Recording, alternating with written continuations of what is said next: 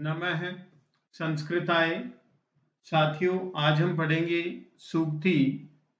सूक्ति का मतलब होता है अच्छी उक्ति, अच्छा कथन, ऐसा कथन जिसके माध्यम से हमें विवेक, ज्ञान की प्राप्ति हो, विद्या प्राप्ति हो और हम अच्छे मार्ग पर चलें, जीवन में सफलता प्राप्त करें। प्रेरणा प्राप्त होती है सूक्ति से। सूक्ति है नास्ति विद्या समम चक्षु। नास्ति नहीं है विद्या समम, विद्या के समान, चक्षु का मतलब नेत्र। भावार्थ है कि विद्या के समान नेत्र नहीं है, तो क्या विद्या नेत्र होती है? देखिए, विद्या नेत्र के समान होती है।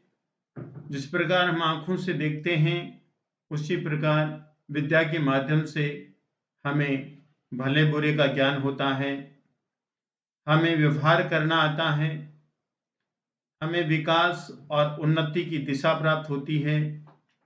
वो सब विद्या से ही प्राप्त होती है, क्योंकि विद्या से ही विनम्रता प्राप्त होती है, विद्या से ही योग्यता प्राप्त होती है और योग्यता के प्राप्त होने पर योग्यता के अनुसार धन प्राप्त होता है या करता है मनुष्य, तथा धन से ही धर्म और सुख की प्राप्ति होती है। सुख नहीं, सुख, इसमें छोटे उ की मात्रा समझिए, सुख की प्राप्ति होती है।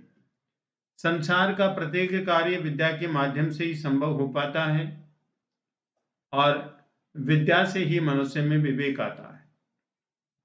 विद्या के माध्यम से ही मनुष्य में विवेक आता है, उसमें संतोष की प्राप्ति होती है, उसमें एक आशा का संचार रहता है कि मुझे कार्य करना है और इस कार्य को करने से मुझे सफलता प्राप्त होगी। ये उसको ज्ञान हो जाता है।